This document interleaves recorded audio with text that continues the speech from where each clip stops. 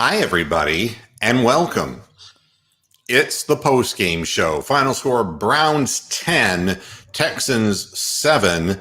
And if you hear my voice is a little bit scratchy, it has nothing to do with the football game. COVID? No. I'm sitting there. I was laying in bed watching the game, and I look out my back behind my lanai, and there's this asshole from the golf course running his cart through my neighbors and my yard looking for golf balls. And the course that we're attached to is a public course. So he kept stopping, and we've had a lot of rain here, and it's ripping up people's yards, and he's stopping, jumping out, and grabbing golf balls where he can find them. And I finally went out and just started screaming at him. So that's the reason my voice is the way it is. Another interesting game. Another week is over, and some other things that we won a close game in bad weather against a football team that only scored any points this game because of a blind-ass lucky play. And it's the kind of unlucky thing that has historically happened to the Browns. And when Peoples-Jones followed it up with his catch the butterfly act and basically getting tackled at the 2-yard line, I thought a really bad ending could be coming to this thing. I thought for sure that they were going to collapse when Mac Wilson decided to go WWE on it. Yeah, I mean, foolishness. You know, it's hard to control players with that. And I'll tell you another thing, and I'll get all of the negative thoughts out of my head. But, man, calling a pitch, an option pitch, behind the line of scrimmage, wet field, wet football, and the pitch was behind Kareem Hunt. And he made a great catch and got the first down that kept the clock, the chains moving, the clock running. Well, I'll tell you, it was one of those 3rd and 2 situations, and that was the play that was called. I'm just going to shake my head and say it worked, but I don't know that I would be running that kind of a play on that kind of a field at that instant. But what works, and the Browns win 10-7. And if you look, he tripped when he cut. I was like, oh, shit, he's going down. He lost his footing. He lost his footing, yeah. Goddamn pigeons ate too many seeds. Yeah. What's the story, Michael Brown? What did the Lions do? Did they do anything? I don't know. He doesn't like them for whatever reason. I don't know. Neither did the Christians. Well, the Christians had a reason to not like them. I know that. Hey, Hammer Time, how you doing? Hey, I'm okay. I'm better now. At halftime, Moo, you actually scared one of my dogs with your rant at halftime, and wonderful. The dog hid in the bedroom. So obviously, you fired somebody up around here. So I'll tell you what's funny is, they say that COVID is dangerous for us big guys, Hammer Time, because of the respiratory consequence. Watching the Browns is much more difficult on your respiratory system. I mean, my goodness. The funniest thing that happened, though, actually, was it only happened here in Central Ohio. At the one play where Sendejo actually had a good play on the defense in the end zone, right? The potential they thought might be that. Yeah. Right when that happened, the emergency broadcast system came on here in Columbus. They're like, beep, you may have seen. I'm like thinking, yes, Sendejo made a play. Yeah. Clearly an emergency. Number 23 was found in an area normally he would not be found. Just like they have to put an ankle guidance system on him like they do a convict. I was like, you could not have timed that better. An ankle bracelet. Yeah, there. Oh, man. Yeah. Well, I'll tell you one thing. The whole game, what we're getting from the announcers is, Kareem Hunt has better, speed and velocity and burst than Chubb does. And boy, but you see, when you need the big play, he sees the field, and you know that he was rusty because he wasn't quite as decisive, especially in the first half of the game. he still ends up with 126 yards. I mean, glad to see that halftime report of that they did say on the radio halftime show that he was questionable with a knee injury. So I think that might have been a bunch of bullshit, but that's just me. yeah, well, I think that what it was is he wasn't as decisive making his cuts, and he said before the game that there was going to be some rust involved. He shook that off real good when it mattered, and really a good. Yeah, God damn it! I really needed that fucking 6 points against Rick, though. I'm sure there were. That's the first thing I thought of. Around the country, there are fantasy football players going, "No, go in the end zone, you son of a bitch, go!" Well, but it was just a matter of taking a knee. But up 17, taking a knee. Done with no timeouts. They could have thrown an onside kick and what? I mean, they had. I still. I don't know, when players make decisions that go beyond what management and their coach is telling them. That's a decision that Nick Chubb made. Now, it turns out not to be a bad decision. But did you ever really take points off the board when there's, all of, 40 seconds or whatever left in the game? The other team doesn't have a timeout, and that puts you up by 10. I'm just, just wondering out loud. I don't know. In the end, it doesn't really matter, but still. And I can't explain, Michael, except that we have nobody else to put on the field. Oh, we have no one else. Now, Harrison's not doing a bad job out there. He's made a few nice open field tackles. And, Myles Garrett got off to a good start in this game. And honestly, it was no rap on what Harrison did in the almost sack of Deshaun Watson in what had to have been a really bizarre play. Where he was twisting and going to the ground and threw the ball up in the air and right on the numbers to his receiver. That's dumb luck. I'm sorry. Oh, if that would have been the Browns, that would have been a pick six all day, every day. Well, it was the Browns. It was the completion. So what do you want me to tell you? Yeah, you get nervous. You get real nervous with this. I mean, and Malcolm Peoples-Jones almost made my halftime prediction come through with the fumble on the 2-yard line. What in the hell? I mean, did you see him? I mean, he looked like Charlie Spikes in right field trying to flag down a fly ball. What the hell? More like Les Nessman from WKRP in the softball game. Yeah, right. And look at these numbers. I mean, the Browns rushed for 231 yards. And Romeo Crennel is supposed to be a defensive coach. And being named as an interim coach, you would think that maybe the defensive interior line players would pick up the pace because they got their defensive guy in charge. This team just does not stop the run. And again, you give up, and you can say, well, it's they made Duke Johnson look like fucking Reggie Bush at USC.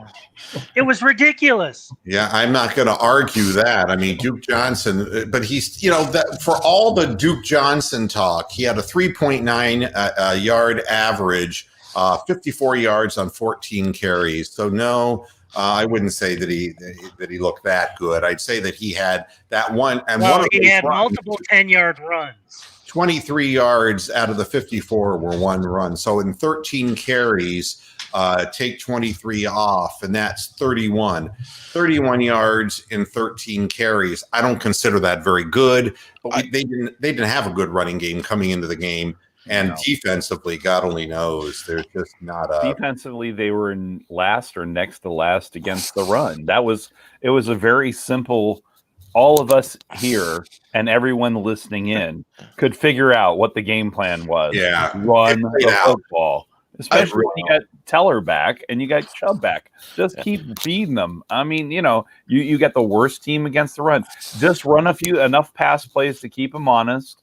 And just keep pounding the ball in there. And really, that really seemed to be, if you watch the second half as they seem to fire off more and more, that was the big thing. They just seemed to just really unload on them. And then the other things were a couple of those Kareem Hunt runs where the offensive line got that second Reggie Bush push and kind of shoved them forward for a few more yards. So I will give Romeo some credit. They ran a stat with about 7 minutes left that it was only 85-83 Browns in terms of the rushing. It's like the defense just and gave up. And then all of a sudden the Browns put up 184 for 48 yards in fucking 6 minutes. And again, one good thing you like to see is the way Chubb and Teller work together is better than Penn and Teller. I mean, absolutely. Yeah, I mean, it's the patience to wait for that block and to, the things that what Nick Chubb brings to the team is a very different type of running game. And it's great having Kareem Hunt. He's got such strong legs and he's always churning, but it's invariably Chubb who makes the big splash, big chunk run for this team. And he's made many of them. And, that's as far as Stefanski is concerned. In the first half, I already, go back and watch the halftime show.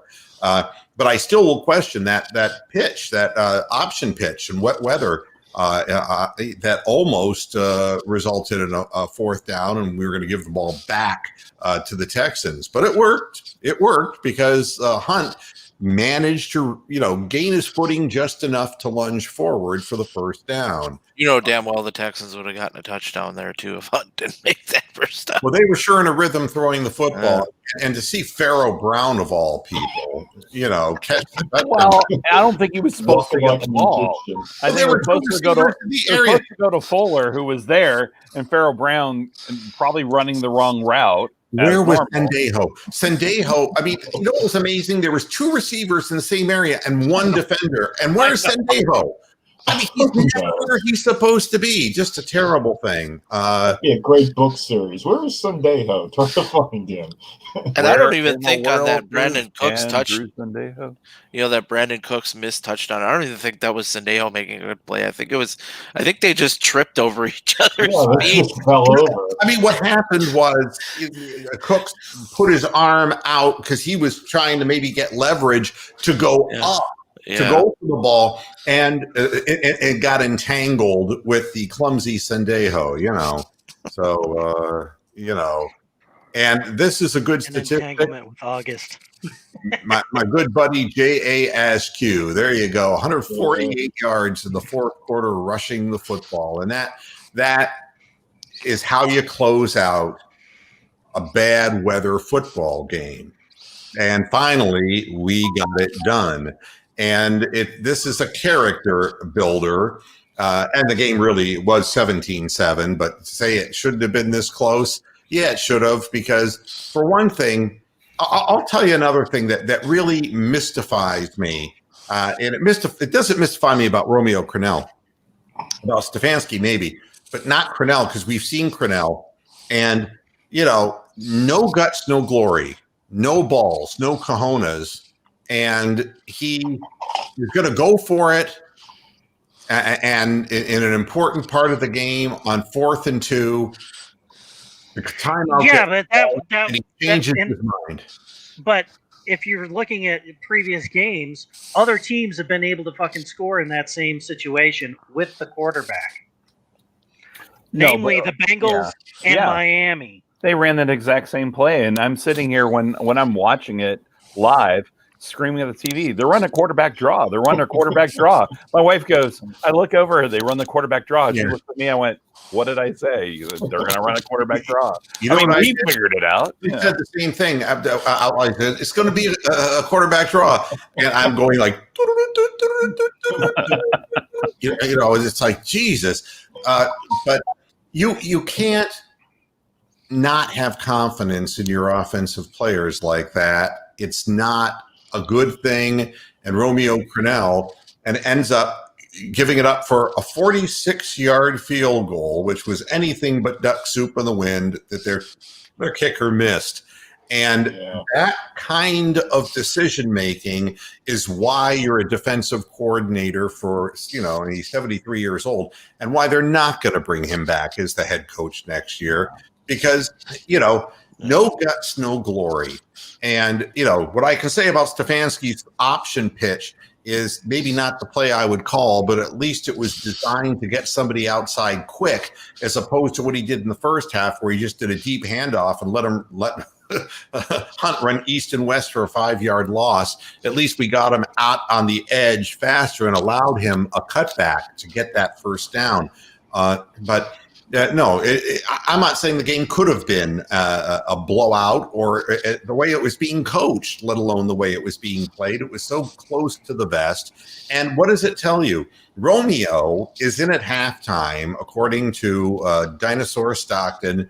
And oh my God, they actually lived through that game. I thought one of them was going to die in the booth during the game. They're all dead. They just died. They were reminiscing about dial telephones, and and back when we used to have actual parking meters that took coins. It was like listening to Bill Masterson. That reminded me of freaking right there. Right there. Bill Masterson. Hi, how are you? I remember back in the time. Do you remember beanbag chairs? And it's like, why are we? I remember when the wheel was invented. What is it with the Browns and getting like the old son? Remember they had Don Crickey all the fucking time. Well, they had so many Fox games. They probably thankfully he finally died. So. Yeah. Did you hear Stockton try to say "taki taki"? I swear, taki taki. Tonka truck toy. I swear he said Tonka truck toy. I mean, and another time it was Taki Tani. Yeah, So what we're basically saying is there's really no reason to learn this guy's name because he's not going to be around the league in a couple more years. And neither is Stockton. So I mean, the fact is, getting the older guys to broadcast the game, and it was terrible. Dick Stockton, when the game was delayed, he goes, "Is it over already?" I mean, it's the stands are empty. It's like, no. Remember, there's COVID, and it's just, I forgot. I guess Methuselah was too busy with watching the fucking golf game. The other thing that was really weird was when Matt Millen said. And you remember that was when we had dark hair, and Dick Stockton says, "Dark hair," and it was like, I don't have any hair. It's like at that point, what are we talking? I haven't had hair in 40 years. DG, Stockton, what are you talking about, Rick, Matt Millen? Stockton called Sendejo Sendehow.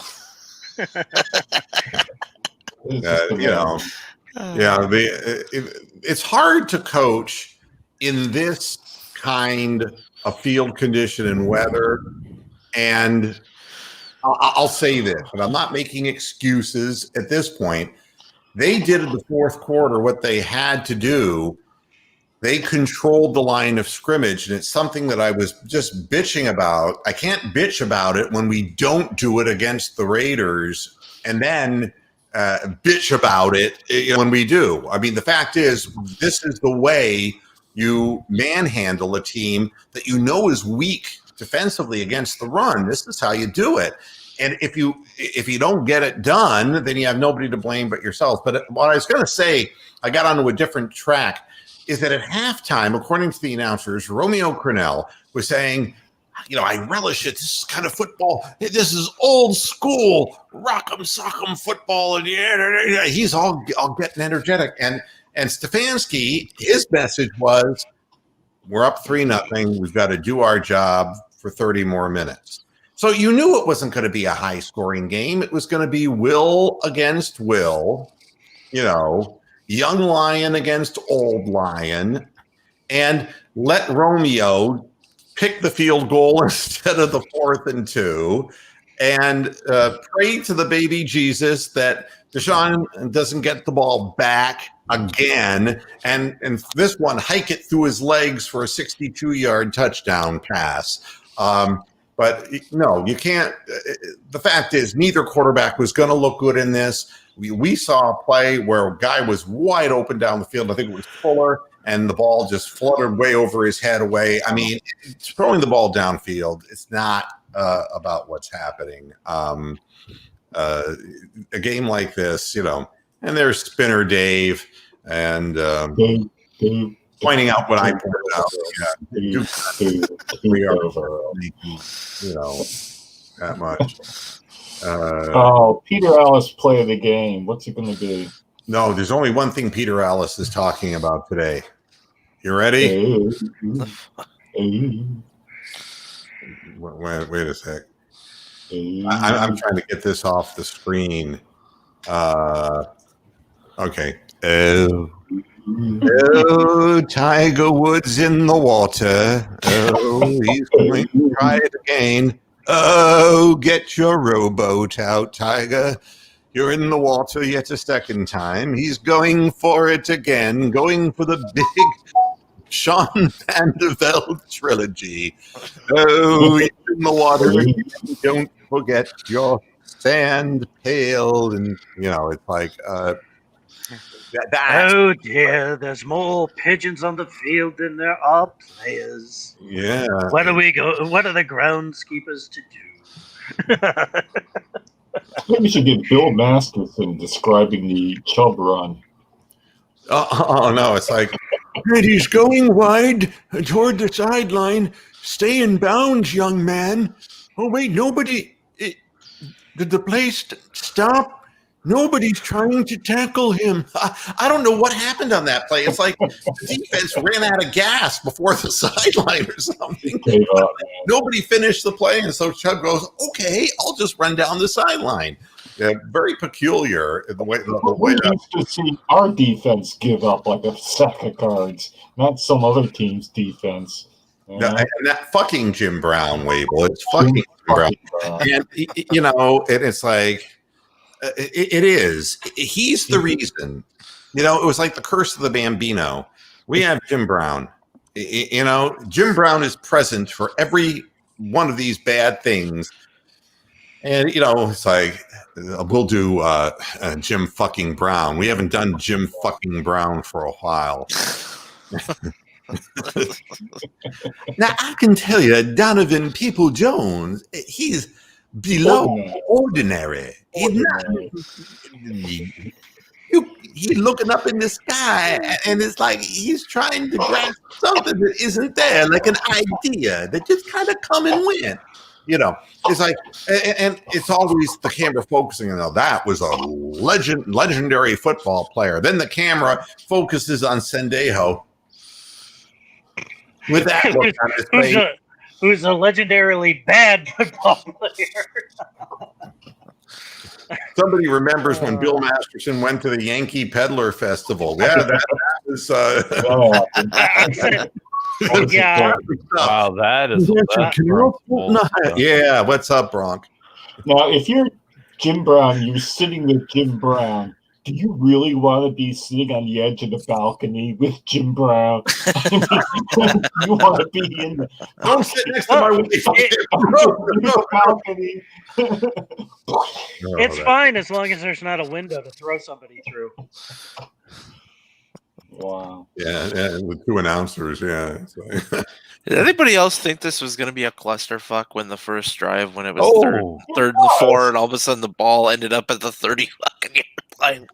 Well, what it was an illustration of what we talked about on Friday, which is when you find out that the weather conditions are like they are, one bad play can turn around the game. That's why Peoples-Jones' misjudgment of the football could have been an absolute disaster. Yeah, Bronk. One great thing about this game, there was no single referee review that went on. That's why this game had like a 40-minute delay before it started and still finished before other games. And I was looking at the same thing because they were doing a cut-in from another game, and there was 5 minutes left in that game and 5 minutes left in our game. Plus, it was all the running plays. Yeah, and exactly. Yeah. I mean, they finished 2 of them. Who watched that fucking Clemson game and Notre Dame when they stopped the game every fucking play to look at it? Like, is his knee down on the half-inch yard line? That game went on for 4.5 hours. We're having fun, Dave. I mean, come on, let us have fun. I'm thrilled the Browns are 6-3. You know, I think that I would have liked to have seen a little bit more as far as what we saw in the end of the game. And we can't say that what happened at the end of the game was a matter of the Texans defense being tired, because really they weren't out on the field all that long. It was a matter of will and muscle and might. And, you know, it was like we decided that we were going to step it up on the offensive line and our running back tonight. And it looked to me as if Chubb regained that cutback and that pep in his step when the game was on the line. But again, what I want to point out is that it's great to be 6-3. And Dave, I'm aiming right at you with this. You got to play 4 quarters of football to beat good football teams. The Texans are 2-7 for a reason. And you cannot allow a situation where a goofy leaning Tower of Pisa 29-yard pass, lucky play, can change the outcome of the game, and then follow it up with Peoples-Jones' great quest for the football. And then saying, swirling around in here. It's like, dude, what we say in tennis, you know, we're playing a doubles match in 20-mile-an-hour, 25-mile-an-hour wind. And somebody on the other side of the net says, this wind, it just sucks. And it's like, you know, but it's the same wind for all of us. It is the great equalizer. And in tennis, on every odd game, you change sides. So you get to play the wind from both sides. If there's an advantage, then you'll have as much advantage as your opponent does. It is a fact of life playing in Cleveland. There's going to be swirling winds. And Donovan Peoples-Jones, he had a great moment with a great, exciting, heartbeat-stopping touchdown catch. But as a returner, you saw him try to run east-west, and he doesn't have the speed to get the corner. We have to find somebody who's got a better ability, because teams are literally intentionally kicking the ball off to him. They're not kicking it out of the end zone, except when they were going the wind, which was pushing the ball way down in that direction. A 64-yard punt for the Texans going one direction. But Peoples-Jones doesn't have the speed, and you need to have at least a threat so that teams will kick the ball through the end zone, so you'll get it at 25. But the vast majority of times, they kick the ball to Peoples-Jones, and we don't get to the 25. So just another illustration, east-west speed that's lacking. It's not a matter of being negative about it, Dave. You got to play 4 quarters of football. I expect us to beat the Texans. Based upon the talent that we have and the loss of talent that they had, we should be beating them. What I'm more concerned about is when we have a second shot at the Ravens and the Steelers, how are we going to stack up if we're not playing 4 quarters of football? You can't just turn it on. I still think that the Steelers are going to end up resting a bunch of people, so there's a chance that the Browns could snake that game in Week 17. Could have another Mason Rudolph sighting. Is that what we're saying? Basically, yeah. Yeah. It certainly can happen. Right now, actually, here in Central Ohio, they're broadcasting the Bengals-Steelers game. And that same weather that they had in Cleveland, it's like the stuff that they had at the beginning. It is sleeting. It's raining hard. The wind is blowing all over the place.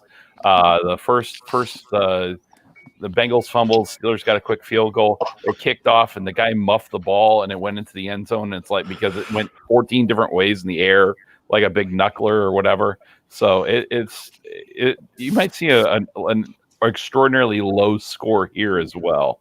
So that might bode well for the Bengals. I don't know. They can't run the ball though. So that is a problem. This weather, you just got to be able to do that. Does anybody have the time of possession? Let me see if I can look at team stats. Maybe it will be there. Yeah. The Browns ended up with a 33 to 26 minute advantage, and that's fourth quarter stuff. You know, that's running 148 yards in the fourth quarter. So, but up to the first half, it really was the Texans who controlled the pace of the game, even though they were losing. But that's not unusual for Cornell.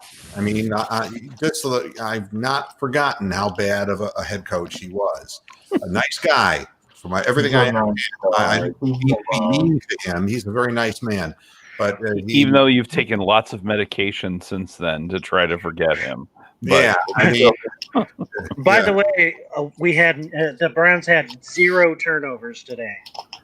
And that's huge. And one averted one by Baker having the presence of mind to, well, it wasn't intentional grounding, but, to at least try to maintain field position. Fortunately, Parkey was able to punch it through from 41. It looked like the win this time was more direct, in your face or at your back. That's what it looked like to me. Although the kick that the Texans missed going with the wind faded left, whether that was a hook by the kicker or a gust of breeze that pushed it to the left, we'll never know for sure. But you're going to do one of these. I think it was a miss by Fairbairn, and then Fairbairn and the wind just exacerbated the movement. Yeah, I mean, that may be the case. I mean, the Browns had 356 total yards to 243 for the Texans. Again, the big disparity in the fourth quarter of the game. I compare this game, the fourth quarter, and for those people who complain about presidential elections, the fourth quarter does count, folks. I mean, that's the votes that get counted last. And the bottom line is, I'm thrilled that the Browns came out finally with the game on the line and played like fucking it's just a shame we don't have Dominion running the fucking scoreboard. It's like a 98-yard drive from some reason that we did. Yeah, and what we saw Baker Mayfield do was something you would have seen Bernie Kosar do, which was like a head bump with Teller on the run by Chubb for the touchdown, where he cut it back. That was another just outstanding block by Teller, who only made one flub in pass protection the entire game. He's been a rock as far as our ability to run the football. Only 125 yards passing for the Cleveland Browns. 12 of 20. And to think last year he was on the cutting block.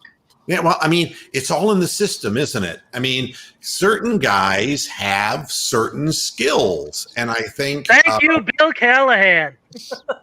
Well, I mean, there's part of that, but the whole idea of the zone blocking scheme really is getting to a certain place and a certain point. And maybe it accentuates Teller's feet. We know that Teller has had a problem as an anchor blocker as far as going up too upright and giving up, center of gravity. That's been the rap on him during the course of his career. But in open space, it's a different issue, and he runs this scheme beautifully. So yeah, they pull guards all the time. They pull, the other end. I mean, they're pulling tackles. They've got 2 offensive linemen coming from the other side of the thing and a tight end following them. It's really fun to watch because it's old school kind of, smash them in your face football. And we got the running backs behind it that can find the holes. It really is a lot of fun to watch those guys run. You don't see that much running like that in football anymore. It's all the throw. Well, I mean, I love to see a guy with patience if he has a good offensive line in front of him, because patience won't help you if you don't. But when you see the whole, it is really an optical illusion just to say that Kareem Hunt has all of the burst, because you don't score 97-yard touchdown runs like Nick Chubb has done if you don't run away from people. The fact is, instead of the high stepping kind of thing, he glides, and he's very deceptive. And again, those two men together, a very formidable group, because if you want the first down, Kareem Hunt is great because he'll give you that extra effort and that leg strength that will just drive over the marker and get you the first down. But, if you want the big play where, there was a play in the game where he got around, where Kareem Hunt got around to the outside, and it looked for the world like this is going to open up like the parting of the Red Sea in front of him, but they tracked him down. In a situation where it's a one-on-one or a one-on-two, Hunt will go north-south to go through you, but Chubb will just give you that little lean and then go around you, just like he did on the big chunk run at the end of the game. And again, Greg, the Browns were 6-3, and believe me, the Dolphins aren't going to continue winning forever. You got to. I just need them to win today. Yeah, I mean, you got to be able to put the W up, and that's the best you can do. And if it's 10-7, it's 10-7. It's the best you can do. And you have to let the other teams win and see if they can win out. We just need one more point than the opposition. Well, we said this before at the beginning, like the last few weeks we've been talking about it. We got to beat the teams we got to beat. You know, it's you got to take care of business on these. We've already lost our one with the Raiders that was going to be that question mark one. Now, when you got Jacksonville, when you got the two New York teams, we got to win those games. I mean, it's just you got to beat the Eagles, got to beat those teams to do what we got to do, and that's But the thing is, they can do it, and that's the thing. But they can just as easily go the other way and screw up the Jets' perfect season. Yeah, well, I mean, again, everything comes down to playing your best football when you need to play it, when you got to rise to the occasion, and you got to put together 4 solid effort quarters, because we don't have the luxury of a great defense. The weather today was our defense, and I don't mean to take a cheap shot at the defense, but quite honestly, the Texans are worse because they gave up, run play after run play when the game was on the line, and gave up the almighty touchdown, which, when I found out, the question that I had originally was, would it be the first team to 20 that would win? Nobody really came close to 20. So I was the closest score at 22-13. Yeah, I mean, and the funny thing is that it looked, you couldn't, when you saw the sleet, it was terrible. But when you looked at it, just like the televised game, and it's like, well, God, what is it that's going on down there? There was one scene where 2 guys were standing in front of an American flag. You could see the flag just really moving. That was really, and the waves crashing in Lake Erie. Besides that, those were the only real indications of what was going on out there. So, and again, the pass rush for the Browns, we talked about the fact that that Watson had been sacked quite a bit, and they got 2 sacks was all they got, and they really could have gotten more than that.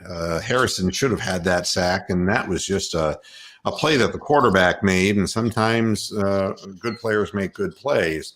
1 sack of Baker Mayfield, and that was one that he just didn't have a chance on. The one thing is, if you run, some kind of a misdirection and roll your quarterback on a naked boot, and somebody's blitzing from that direction, that's what happens. So, and needless to say, no interceptions, nothing, because there wasn't all that much passing going on. So.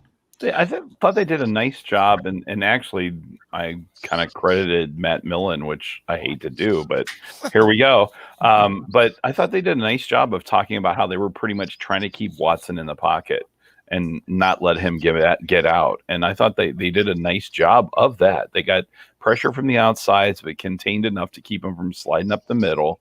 And I guess he ended up with 36 yards rushing with a longest run of 9. So, because he can beat you with his feet. So that was a nice thing. I mean, all in all, they did what they had to do. That's what you got to do. Dave, I mean, I understand, because I brought up the same point that they have played a hard schedule. They've lost to everybody but the Jaguars. They beat the Jaguars twice. That's all they've proven they can do. They're not a good football team. And a couple of those games, they only lost by a couple of points as well. Right. Now, yeah. Matt Millen, the thing that got me about Matt Millen, I mean, you got to have something better. Besides the concussions. No, if you're looking at a color commentator, if that guy to make the tackle, he's still running.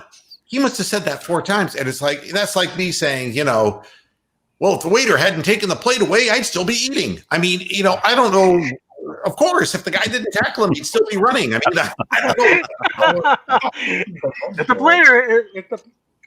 waiter hadn't taken the plate away, I'd be Mr. Creosote right now. Yeah, let's projectile vomit. If my aunt had a package, she'd be my uncle. Is that where we're going with?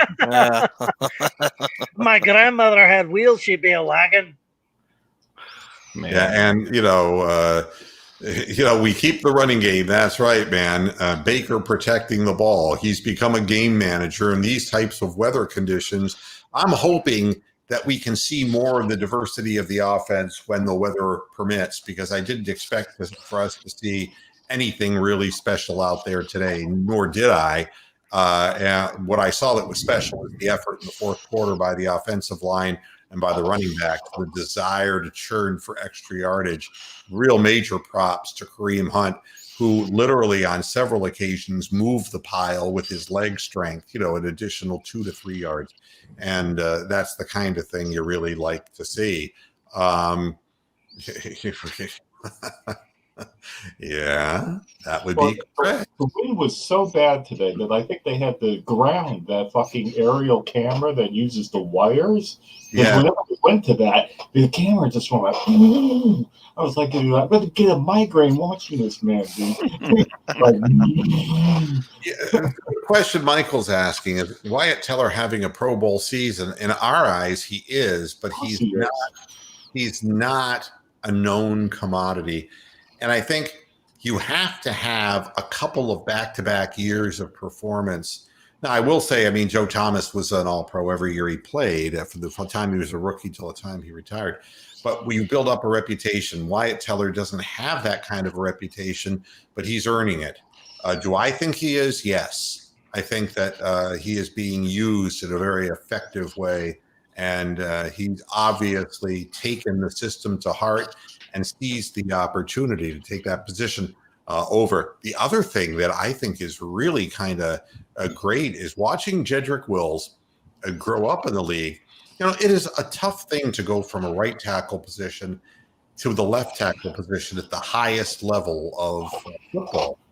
And, yes, he jumped, basically a premature motion, and he did hold on one play.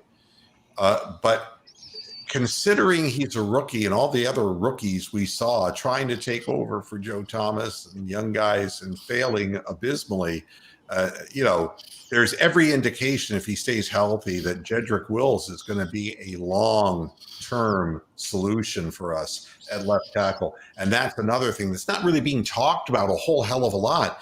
But when you don't hear a rookie's name getting exploited, especially when you're playing somebody of the skill of J.J. Watt, J.J. Watt was neutralized.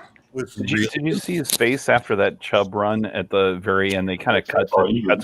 He was just frustrated and beat and just like, damn it. He just looked like, there's nothing we could do. And I got this rookie guy here who just has done a nice job. It was, and the other thing, from time to time, they moved him away from Jedrick Wills. They moved him away from him. Yeah. One thing they did say, and we've kind of commented this about Wills before, is that keeping in mind when he was at Alabama, his quarterback Tua was a left-hander. So he was, as being a right side guy, he was protecting the blind side of the quarterback. So it's the same type of situation, but everything is reversed. Your help is to your right rather than to your left. And it is a big change in that. So Anybody remember like Matt Miller describing Laramie Tunsil and everybody dying to say, well, he did do that bong hit thing before he drafted. And I can't think of anything negative to say about him. Well, I mean, No. if you were looking for him to make a big splash in the game, I think he had his tonsil removed. Oh, God. Thank you very much for that rim shot. Do another bong hit there for Laramie.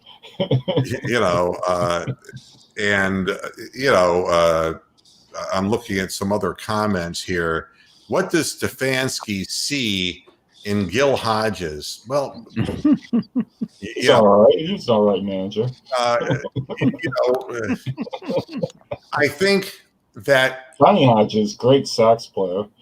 You're seeing him because in a blocking situation, he's willing as a wide receiver. I mean, I saw another play today in which Higgins just didn't go after a block. And I think that Stefanski is a stickler for this. And I think Hodges is the kind of guy who will get physical and will block. I think that's all it is. I don't think there's anything more to it than meets the eye, It's definitely going to be an area of concern for future years here. That's definitely wide receiver will be a place where they could certainly find someone else to help. They just don't have that burner, and it's not, they really don't. They have a bunch of guys. But I've seen no indication that Baker Mayfield is a great deep ball thrower. Oh, I don't know that. Yeah. I mean, we don't know that. I mean, and the fact is, what I see Baker Mayfield do is when he's out, define deep ball. Box, define deep ball. Maybe something like Aaron Rodgers can do, or just kind of fire it. Like a Ben Roethlisberger, ball that carries 50 yards in the air and stride to the thing. Because he's got like a 47-yarder to. Oh fuck!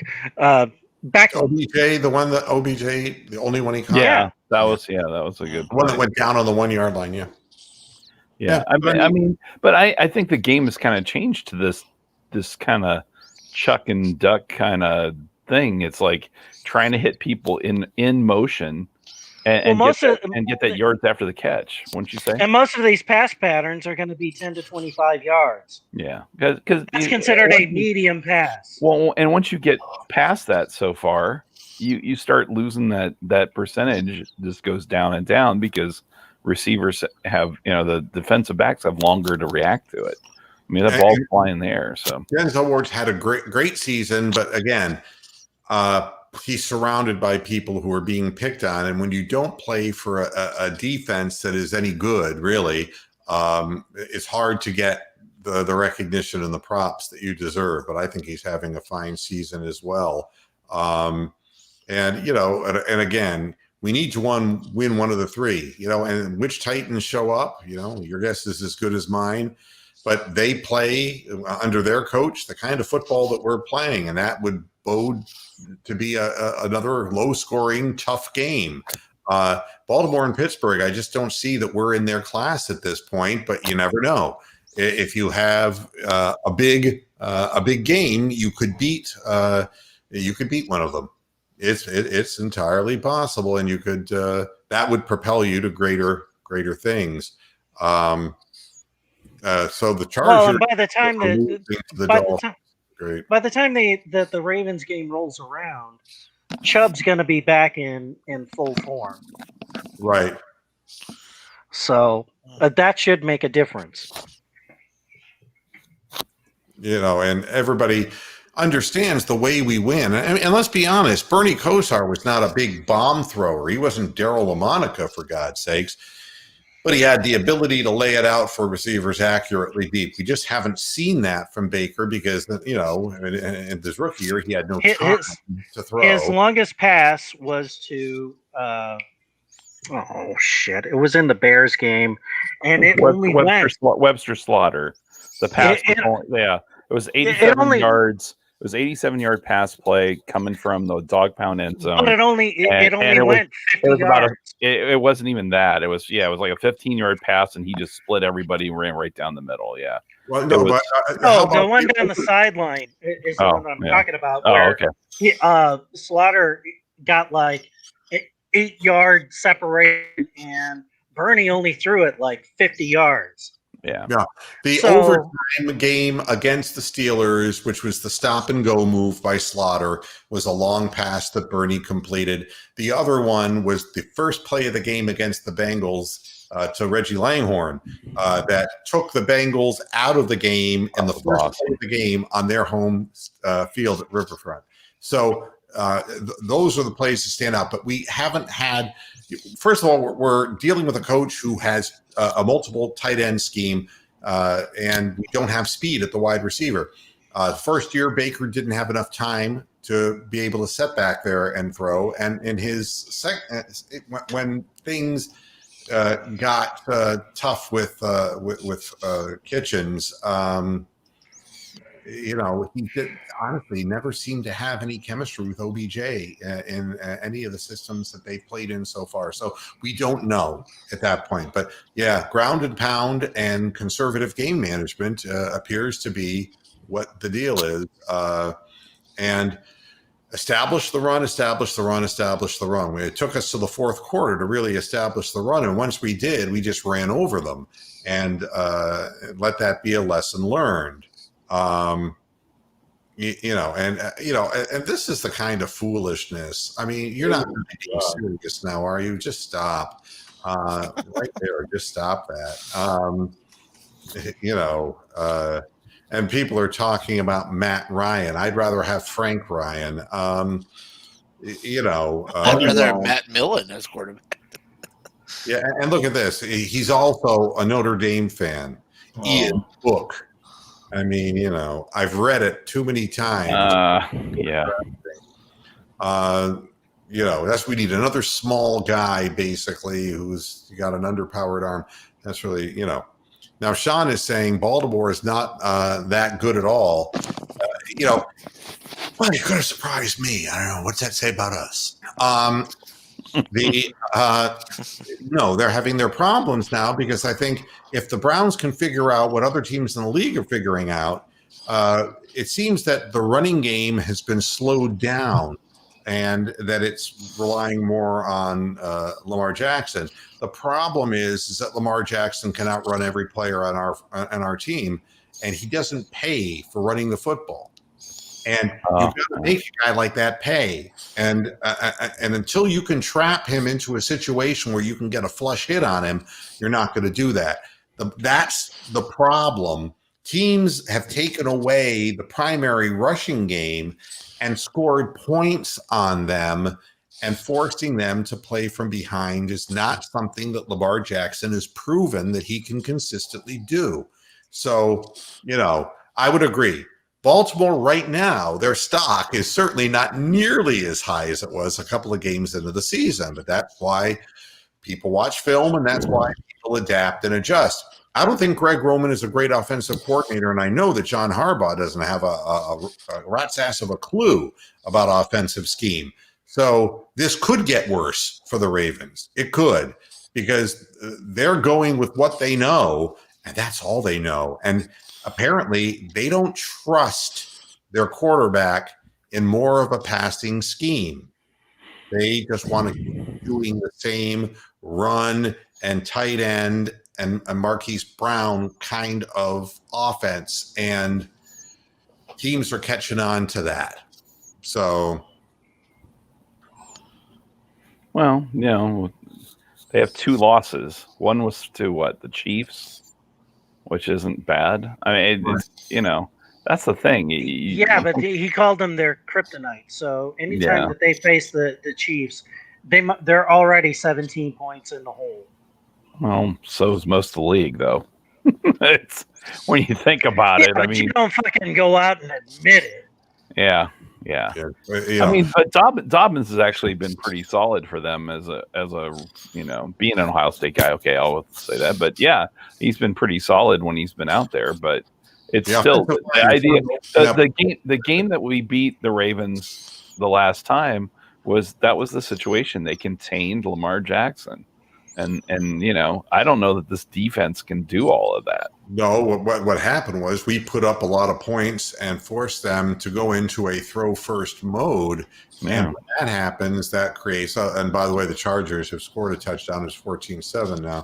I'm just looking around the league. Buffalo is beating Arizona 13-6, and the Raiders are up 7-3 over Denver. The Raiders keep winning these very unimpressive wins, but they're piling up wins.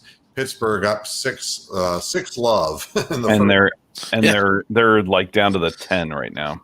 Yeah, actually, 12. Yeah, we're not going to get any help from huge pass play by Roethlisberger. Yeah, he just threw a 40-some-yard bomb to. And it's a touchdown. Yep. And now it's 12.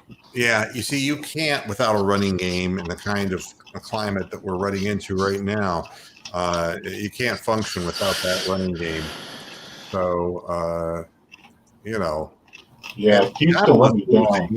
To the Rams. Seattle isn't having a great go of it, and I'm going to be watching the Ravens tonight, so that'll be kind of fun too. So, I wish I could tell you, I'm not going to get overly excited one way or the other. I mean, this is such a limiting kind of game and climate that you don't touchdown Steelers. Yep. Yeah, I want to be able to see the distillation of the offensive playbook that Stefanski has come up with, so that it incorporates running and passing and the mix of the two. But in the last 2 weeks, you're just not going to see it because of the wind. Where do we play next? We are in Cleveland against whom? Philadelphia, who lost to the Giants today. Yeah, and that, they lost to Daniel Boone, and that's he was a man. He was a big man. That was a somebody has to win this game. I mean, good gosh, both those teams are terrible. Watching Daniel Jones run for 33-yard touchdown, and he didn't stumble over his own feet either, or be exhausted in the process with an iron lung. But no, the Eagles, Carson Wentz stock has just dropped to the bottom. And, and I'd be the first to admit, Dave, that Baltimore right now is going through a bad stretch. But I think if you're 6-2 and you're going through a bad stretch, when do the losses actually start? And we'll see. We'll see if this is a trend that continues through the second half of the season. The teams have figured out what it is they're doing. So we'll see. Any final word? Let's get the final word from Bronk first. Well, Houston is the only game I got wrong in the pick'em league so far this week. So there you go. I got totally wrong on Friday. All right, hammer time. Okay, just keep doing what we're doing. Beat those teams we got to beat, and move along and on to the next week. And hopefully COVID won't shut down the game or the team or whatever, because obviously it shut down the facility for a while. And Brian, what's your final word? I really needed that touchdown by Chubb. Yes, man. I didn't even know you had that, but as soon as that happened, like I said, I felt the all over the world hearts breaking for that thing, and other people being joyous knowing that they were playing against Chubb. So that's the world's smallest violin going on in the background. That's why I don't. Yeah, well, I'm going head to head against Rick this week, so bragging rights. And Tony, you know that a Stefanski-led team, and you watched it in Minnesota. It can score points through efficiency, not explosively, and there are going to be a lot of games that are going to be tight, close, maybe lackluster wins. What's your final word? That's basically what I surmised of the game. It's, hey, they trusted the running back to do the damn thing, and well, he did it. My final word is I'd like to thank him for the 3.5 quarter nap I got. That was pretty exciting. And apologize to all the people who bet the over because they were 3.5 favorites and they only won by 3. 4.5 point favorites. So that touchdown completely fucked a lot of people who gambled on this game today. Yeah, and my way to go, Minnesota Gophers too. Oh, fuck off, Bronk. Yeah, how about that team up north here too? Huh? Yeah, well, that's what I was going to say. Hey, we don't want Harbaugh to get fired. Then he's got to start winning at some point. I worked with a friend of mine who's a grad from that school yesterday, and the first thing he says, "Well, I go, I'm rooting for you because I want your coach to stay." I mean, do you know that his comment after the game was the predominant problem we're having is coaching? So I think that Harbaugh's ready to leave is what I think, and he'll never get a good opportunity in coaching again. He's mentally unstable. He's so well. So that was the first thing I wanted to say is, man, I mean, how the world changes at the collegiate level. And, we're 6-3. I'm thrilled that we're 6-3. And it gives us an opportunity to stay in the race. And all I want to do is get to the playoffs. I want to see it happen. I want to see our good players stay healthy so that we have at least the full complement of whatever it is we have at our roster. And we give it the best run we can give it. And the third thing that I want to say has to do with safety. And don't believe what a bunch of idiots are saying. The truth of the matter is that the virus is getting worse, not in its symptoms, but in its spread around the country. The strategy that the country has utilized is now a moot point because there's nothing you can do except either choose to do the safe thing or choose to do the wrong thing. And right now, we're split 50-50 on this, which means the virus wins.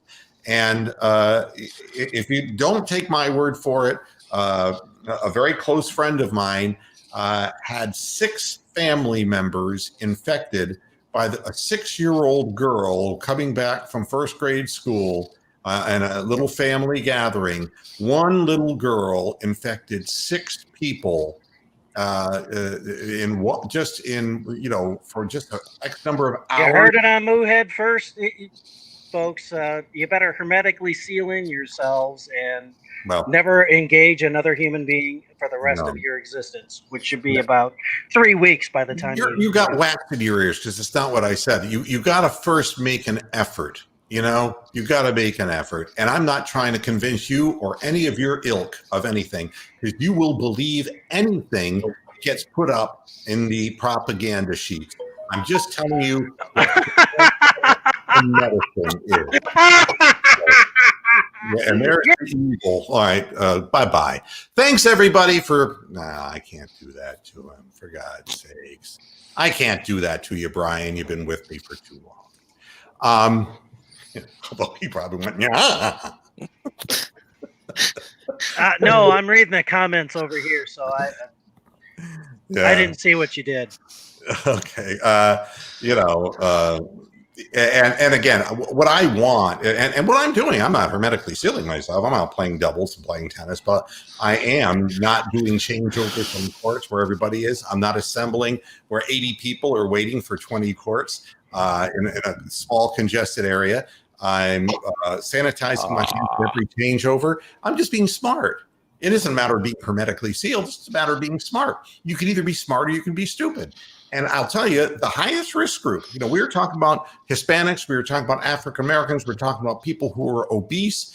No, the biggest risk group from a statistical perspective analysis is being in the White House. And I'll leave you with that. Thanks for tuning in to this edition of Moohead Radio. We will be back, I swear, tomorrow with an overview of this game. We'll see exactly what the coaching staff has to say about this, what the players have to say, and what was the difference in the fourth quarter that the Browns finally kicked it in. Be happy, 6-3. We'll see you again Monday at 6 Eastern Standard Time. Until then, hasta la vista, Pastor Heads. Good night. Ooh.